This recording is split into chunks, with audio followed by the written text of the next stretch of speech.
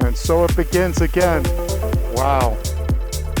I am leaving Boca Raton for a new adventure.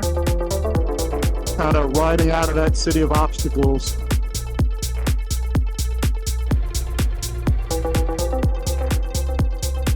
I have to take my time. Country in the state, definitely a tough start. I punk out and quit is wild, even though this highway bullshit is. I needed to put a pin on the map and designate a point that would pull me forward.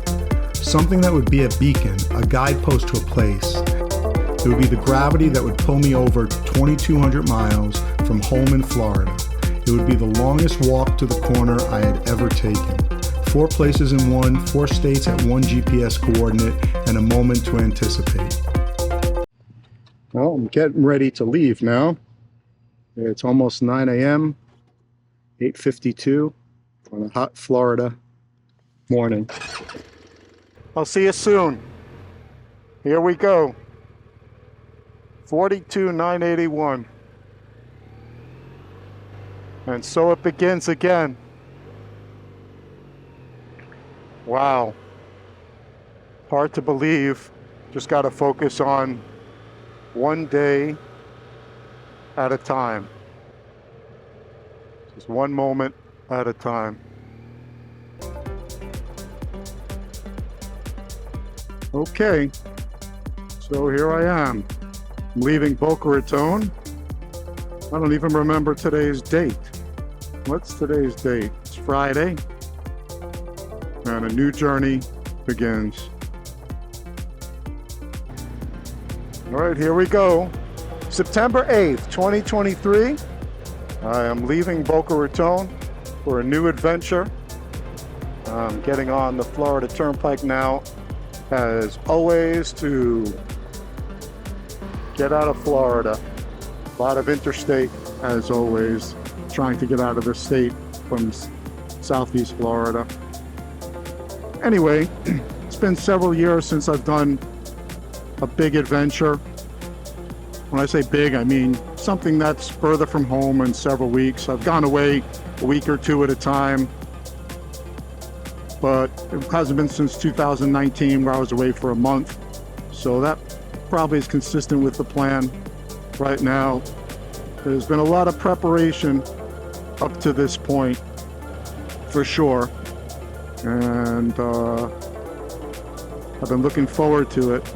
But like with all trips, there's an element of apprehension when you start and a tinge of anxiety, but that's all natural when you're starting a new adventure and you're planning on being away from home for a while. More on the destination in a little bit. I needed to put a pin on the map and designate a point that would pull me forward. Something that would be a beacon, a guidepost to a place, that would both be a beginning for something and an ending for something else. I have no recollection of how I selected the point of interest, but a decision was made. The Four Corners Monument, Navajo Tribal Park, would be that beacon. It's a point where Arizona, New Mexico, Colorado, and Utah meet. 4 states, and it would define the trajectory of the journey. Well, there's a lot of reasons I haven't taken a longer trip in the last several years. 2019 was the big trip I went to, Banff and Jasper, the Canadian Rockies from Florida. And then COVID hit, which slowed everybody down. Then there was a bunch of health issues I had, nothing seriously major, but a few that prevented me from long stints on the bike. The comfort of being home, which is a good thing. I really enjoyed the zen of just being home with the wife and the family and my routine. It's a good life. And so you get comfortable, even if you're living in the moment, get comfortable in that routine. Or the house, I felt tied to the house. There were projects to be done, not wanting to leave family, a sense of responsibility, as always. So there was a lot of things I had to get past. But the big one was the physical issues. So the last 3 weeks, I spent getting PRP, platelet-rich plasma injections in the knee, 3 of them, doing a lot of rehab. I've been always doing that. and that seems to have helped a bunch. So I got my offloader brace, I got an ice pack with me, I got medication, I got some isometric exercises to do on the bike, and hopefully the knee will cooperate, but it's just something that I'll work with. Right now I'm doing good, but I'm 30 minutes into the ride.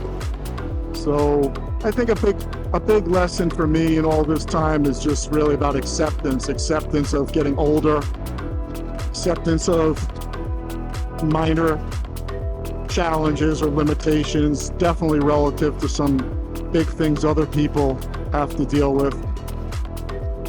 But it's something that I've had to recognize and be aware of.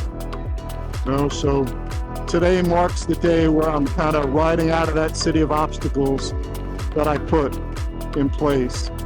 Some real, some perceived, but something I definitely could move past. And I'm looking forward to the adventure. First gas stop. 90 plus degrees on the road. Oh boy. First tank almost full. And a full tank. Oh, it's like 90 degrees in Florida. It's baking. I just bought, a few weeks ago as part of the prep, I bought a cooling vest and a cooling, I don't want to call it a scarf, but kind of a microfiber. So I just went to the bathroom here and I filled this whole thing up with water, and I'm going to give it a shot. So let's see about the natural air conditioning. I have to wring it out a little bit, and a little drippy, a little soaked, but wring it out.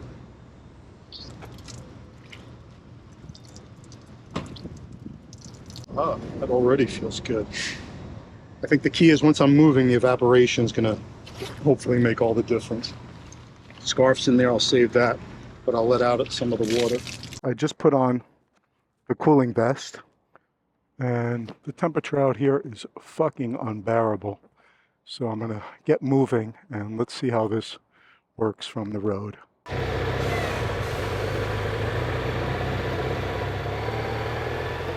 It feels like a weight vest, and it's a little damp, but I am noticing a little bit of difference here. So it's 91 degrees out in Florida, and as you can see, it's hot.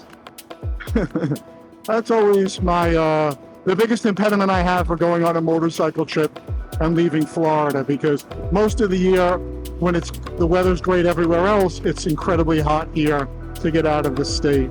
This is the furthest trip I've taken to the corner. So that's the first leg of the journey. It's about 1,900 miles from my home to the corner. Actually 2,000. And so I'll be buzzing along the interstate most of the way there. And then once I get to the corner, I'm gonna do a figure-8 loop through a bunch of states. But over the last few weeks, I did a lot of prepping and planning, laid out some potential routes, different legs of the journey, and probably a 3,000 to 4,000 mile backroads adventure once I get to where I'm going, which I should be there in about 4 days. Some new motorcycle gear, which I was pretty excited about, but it was not as comfortable. And as you could tell, I'm wearing the same gear I've worn for the last 40,000 miles. And then I said, well, let me get a new GPS. Let me get the Garmin Zumo XT2. And as you can see, I'm still riding with the Nav 6.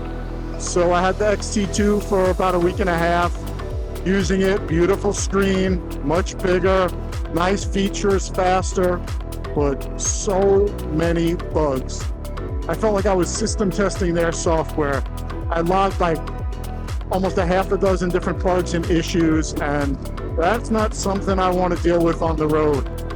And I'm back to my old setup. Oh, but one thing I did get is I'm vlogging now on the helmet with a DJI Osmo Action 4. So I'll see how this goes.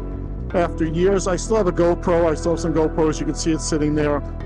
After years of GoPro problems, it's resets and other issues, it's like, forget about it.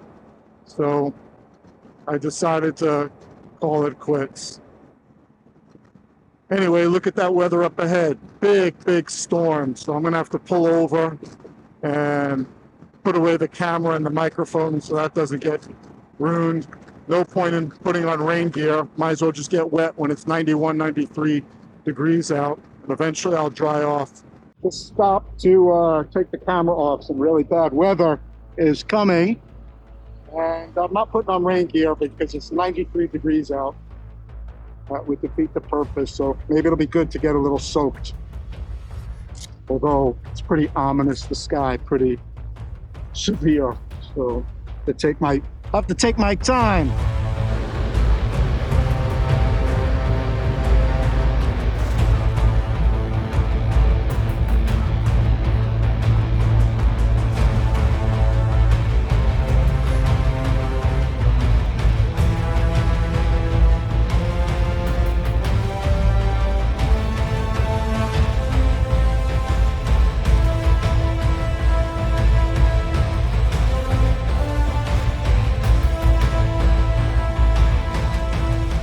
Stopped by an underpass on I-75 to get my rain gear on, over my already soaked motorcycle gear.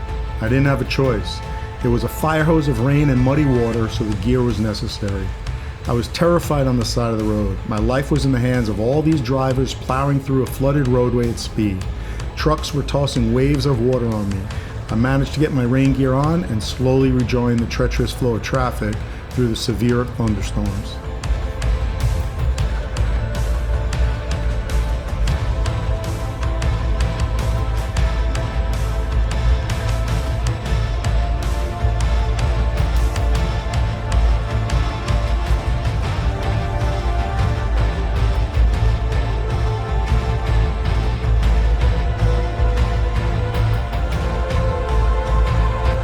So I'm just outside of Gainesville, about 25 miles, and that rainstorm really got me pretty bad. So I'm soaked through and through. A little bit of an oil leak that maybe later I'll get the tools out and fix. It seems minor. I'll have to watch it. But yep, I don't know. It was a rough start first day, and I still am like halfway to go. And it had me really thinking about, do I want to keep going all the way across the country, or do I just want to stay on the East Coast? But then, you know, once you start telling everybody what you're doing, that's another aspect. Definitely a tough start. Very wet. Really thinking hard about crossing the country in this heat. Makes me think, what do I get myself into? Yeah, I'm not being like 300 miles into the trip. I don't know, when I was planning it, looking at 2,000 miles to get to where I want to be to have a great ride, I knew there was going to be a lot of highway miles. I've done it before. But man, it's weighing on me right now. I don't know, it's maybe because I've been out in that area of the country, I don't feel as motivated anymore. Maybe the heat. 93 degrees, and then the torrential downpour, everything's soaked. I'm soaked through, all the gear, everything. Just anticipating that long ride. I don't know. I mean, I could be in the mountains of North Carolina tomorrow at this time. Riding great roads in the forest, having a blast. Is it as different? Not necessarily. But I'll save myself 4,000 miles of riding. But there's also that aspect of, oh, I mentioned to people, hey, I'm heading in the direction of Colorado. And then it's like, that's why I don't like to tell people my plans. Because I don't want to feel like I'm making plans because I told someone or I set some expectation for someone else. It's really what I want to do. I could turn around. I could go right to North Carolina. I don't need to go across country. But then there's a part of me which feels like I did all this planning and all the routes, and I set up this grand vision, and then I'm like, gonna punk out and quit? Is it quitting? Am I punking out? Do I just want to do something different? I don't know, maybe I'll ride another 300 miles today, stop North Georgia out of the heat, and tomorrow morning make some decisions. I mean, because that's where the left turn is. 1,400 miles, 3 days more of riding to get to the start, what I call the start, which is Santa Fe, New Mexico. So I have a lot to think about, but man, right now my motivation is sapped. So should be more excited about, but I think maybe it's just not new enough, some of those places, or maybe I get what I need with a shorter trip and the mountains of North Carolina and in Virginia and Tennessee. And it's just to be out on the bike and not have to do all this highway bullshit. Maybe I haven't been on the bike in a while, and doing all this highway bullshit is really fucking wears on you. But that's where I live. So I either trailer the bike somewhere or I ride. And if I wait longer, which I didn't want to do, then it gets cooler out. But then it's later in the year and it's colder in other places, and I don't know. I have some thinking to do. I'm going to finish my apple and try to get the bike sorted and keep moving.